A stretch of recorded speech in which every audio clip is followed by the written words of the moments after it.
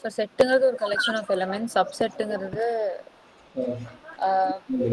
Okay அந்த collection அந்த செட்ல இருக்கிற எல்லா எலிமெண்ட்ஸும் சப்செட்ல இருக்கணும்னு அவசியம் இல்லை. பட் சப்செட் இருக்க எல்லா எலிமெண்ட்ஸுமே அந்த செட்ல இருக்கும்.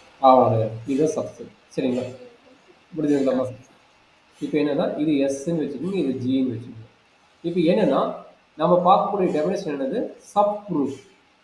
சப் குரூப்னா ஃபர்ஸ்ட் ஒரு செட் எடுக்கிறீங்க, ஹச்சுங்கிற ஒரு செட் எடுக்கிறீங்க. ஹச் ஃபர்ஸ்ட் வந்து செட்டாக தான் இருக்குது. அந்த செட் எங்க இருக்குது? ஜிங்கிற ஒரு குரூப்ல இருக்குது. சரிங்களா, அந்த செட் எங்க இருக்குது? ஜிங்கிற ஒரு குரூப்ல இருக்குது. அப்போ H is a subset of G. But G என்ன கண்டிஷன் சாட்டிஸ்ஃபை ஆகுது? G is a group.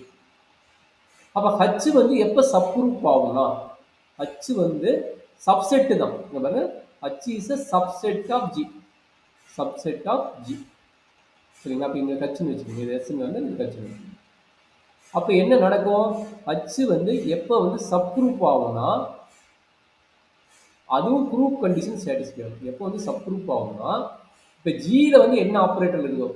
இப்போ ஜிக்கு வந்து ஜி கம்மா ஸ்டார் வந்து குரூப்பாக இருந்ததுன்னா, இங்கே கச்சு கம்மா ஸ்டார் என்னவாகும்னா குரூப்புங்கிற கண்டிஷன் சாட்டிஸ்ஃபை ஆகும்.